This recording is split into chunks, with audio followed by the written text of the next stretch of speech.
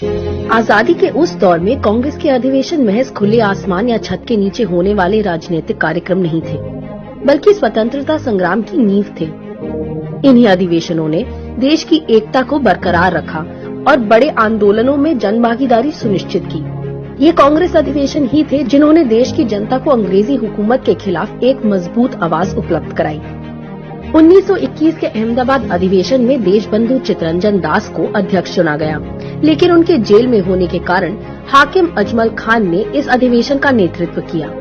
इस अधिवेशन में असहयोग के संकल्प को पुनः मजबूती देने के साथ व्यक्तिगत सविनय अवज्ञा के आयोजन और महात्मा गांधी जी को एकमात्र कार्यकारी अधिकारी बनाने का प्रस्ताव पारित किया गया। 1922 में देशबंधु चित्तरंजन दास जी की अध्यक्षता में गया में हुए अधिवेशन में बहिष्कार की नीति जारी रही और मजदूर संगठनों के गठन जैसे प्रस्ताव पारित किए गए।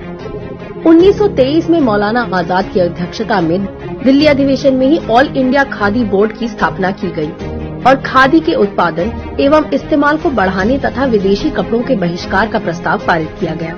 इस अधिवेशन में ही सविनय अवज्ञा आंदोलन के लिए कमेटी बनाई गई। इसके अलावा पंडित नेहरू जी और नेताजी को शामिल करते हुए संविधान संशोधन के लिए भी एक समिति बनाई गई। इन अधिवेशनों को देखें तो पता चलता है कि कांग्रेस ने सदैव माना है कि हर वर्ग को अपनी आवाज उठाने के लिए एकजुट होने का अधिकार है।